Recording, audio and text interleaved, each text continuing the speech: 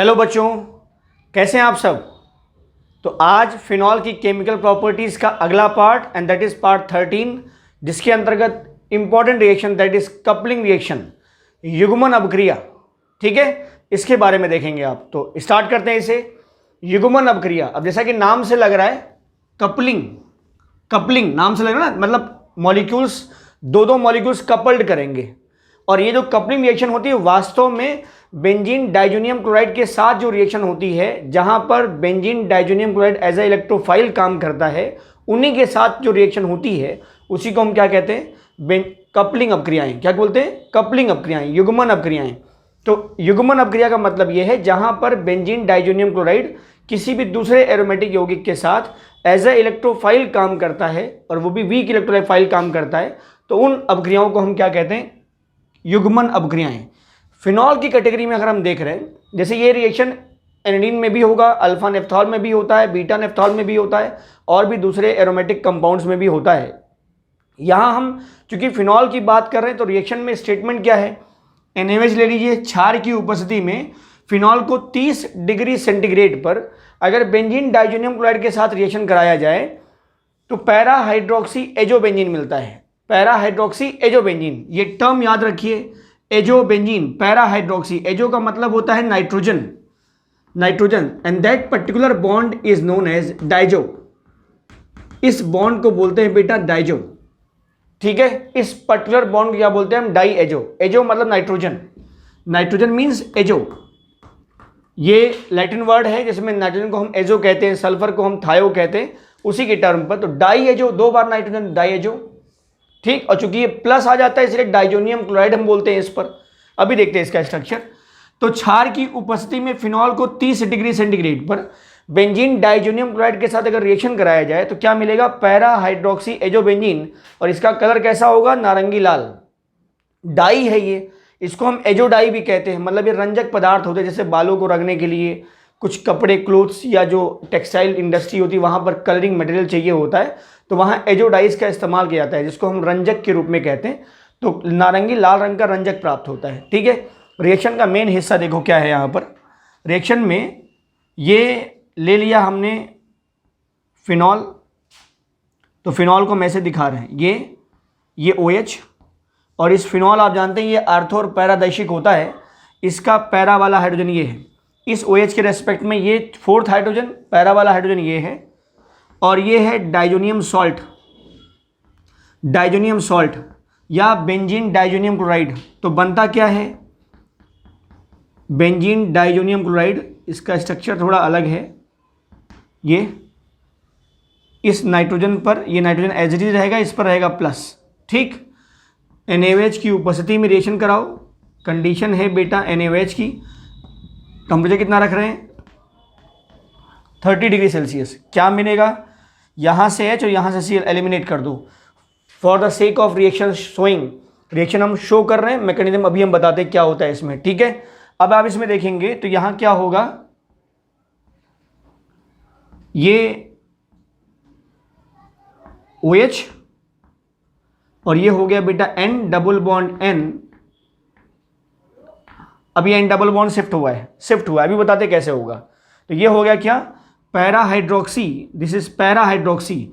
इतना क्या कहलाता है? 2 बार नाइट्रोजन है और 2 बार बेंजीन है, तो एक टर्म बोलते हैं क्या? एजोबेंजीन। इतने कंपाउंड क्या कहा जाता है? एजोबेंजीन।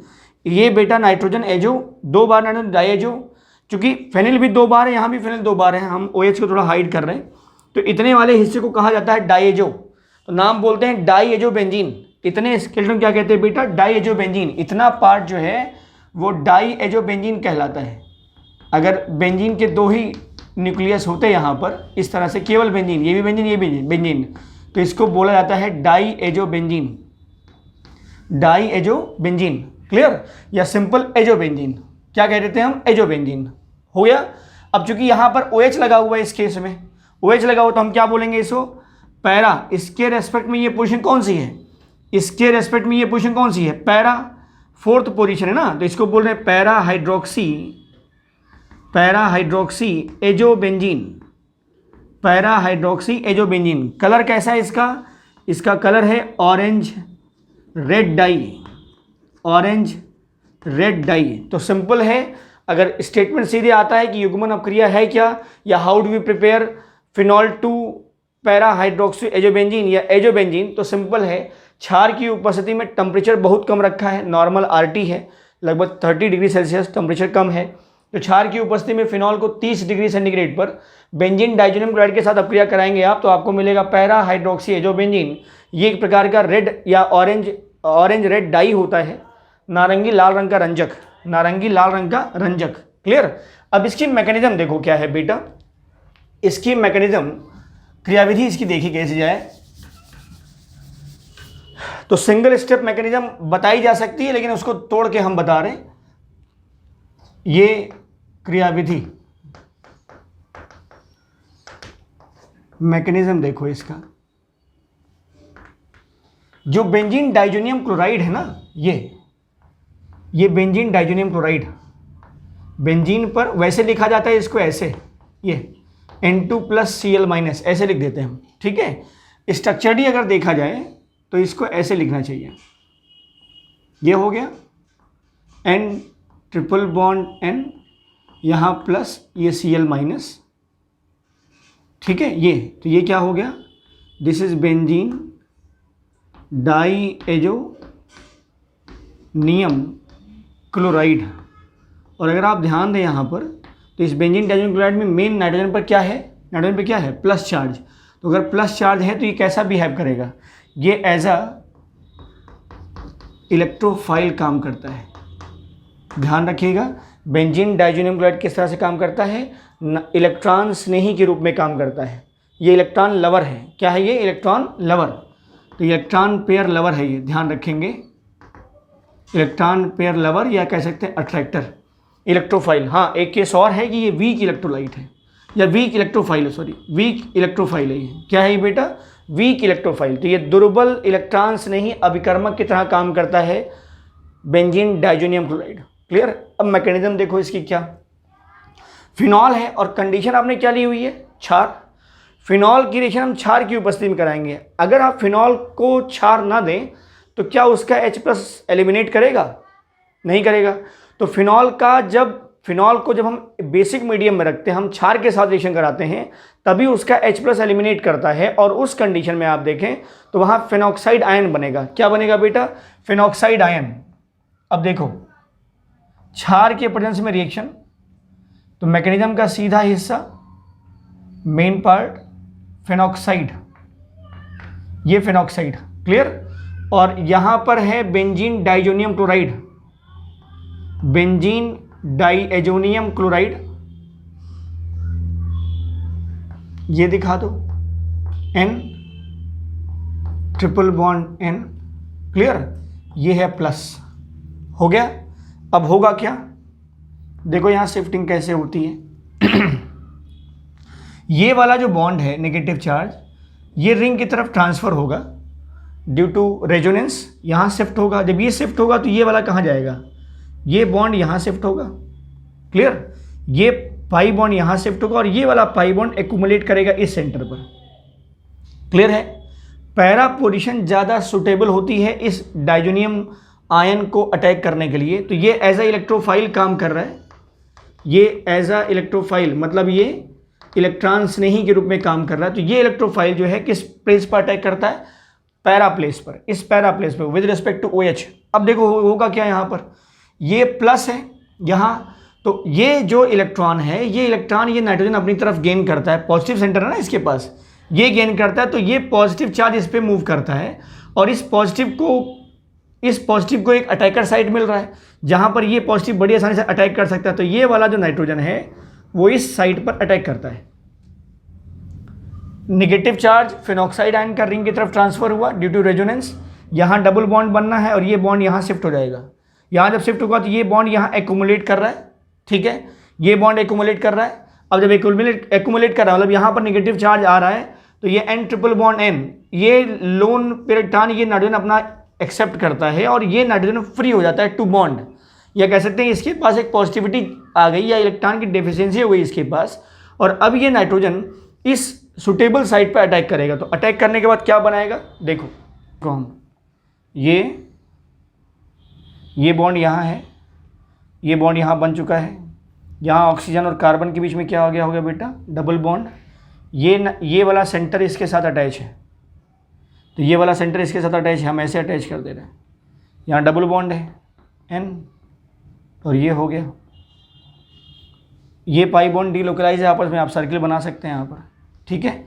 अच्छा, इस कार्बन के पास हाइड्रोजन भी तो था, ये इस कार्बन के पास चूँकि यहाँ बेंजीन है तो एक कार्बन के साथ हाइड्रोजन लगा हुआ था, ये वाला हाइड्रोजन ये दिखा रहे हैं। अब इसी का डिसोसिएशन होगा, शिफ्टिंग होगी। देखो कैसे, ये वाला बॉन्ड यहाँ शिफ्ट करेगा, ये वाला बॉन्ड यहाँ शिफ्ट करेगा, और अल्टीमेटली ये वाला जो पाई बॉन्ड है फिर से ऑक्सीजन के पास चला जाएगा।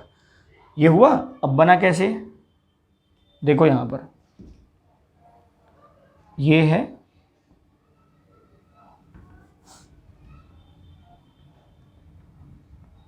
यहाँ बॉन्ड बन चुका है डबल, यहाँ अल्टरनेटिव ये डबल और ये भी डबल, शिफ्टिंग के बाद बेटा, और ये क्या है O-, शिफ्ट होना है इलेक्ट्रॉन, अभी ये माइनस हो गया, इसका H निकल चुका है तो यहाँ N लग गया है, डबल बॉन्ड N, और ये क्या बन गया, benzene.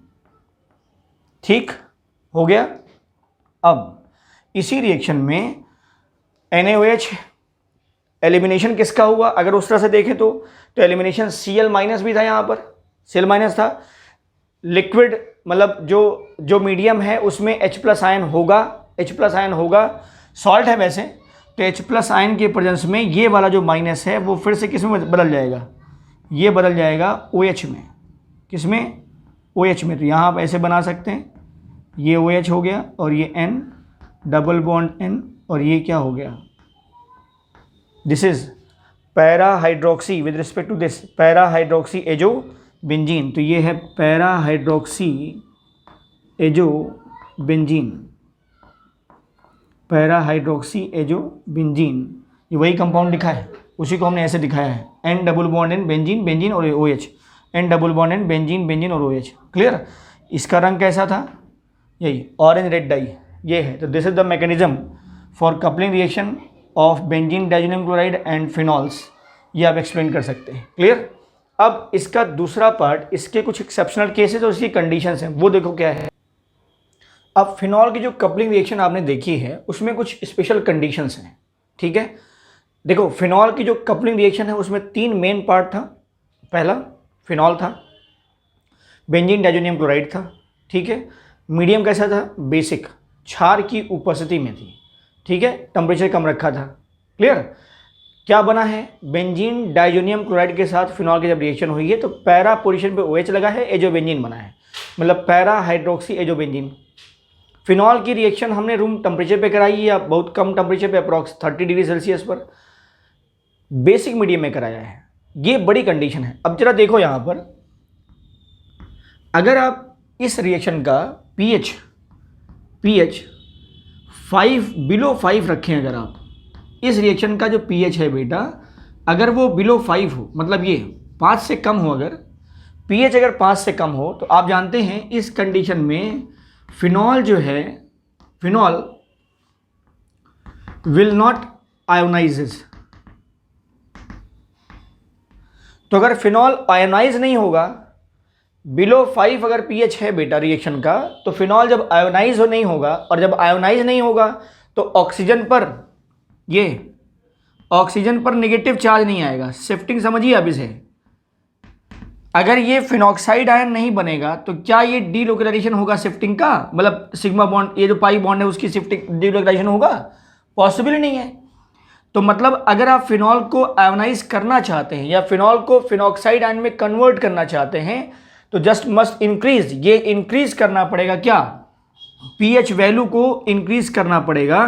pH ranges from 5 to 8, ये चीज ध्यान रखिए। बिलो 5 pH हो तो रिएक्शन की रेट बहुत स्लो होती है, होती ही नहीं है।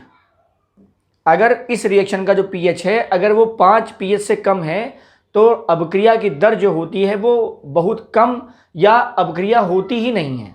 क्लियर। दूसरा, अगर मान लीजिए बिलो 5 pH है, इसका मतलब वहाँ H+ कंसंट्रेशन ज़्यादा है।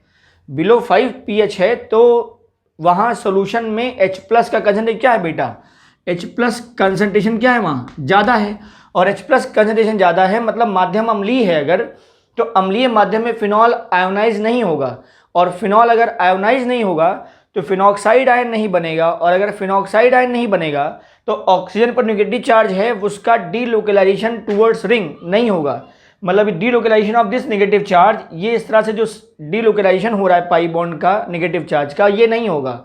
और अगर ये नहीं होगा तो इस सेंटर पर इलेक्ट्रॉन का एक्यूमुलेशन नहीं होगा, और अल्टीमेटली हम कह सकते हैं कि जो बेंजीन डाइजेनियम क्लोराइड इलेक्ट्रोफाइल है वो इस पर अटैक नहीं करेगा, तो सीधा सीधा रिएक्शन पॉसिबल नहीं है, रिएक्शन पॉसिबल नहीं है। तो कपलिंग रिएक्शन के लिए ये जरूरी है कि फिनॉल का फिनॉक्साइड आयन में कन्वर्जन हो, और उसके लिए आपको रिएक्शन का जो पीएच है वो 5 to 8 रखना पड़ेगा। क्या रखना पड़ेगा? 5 to 8।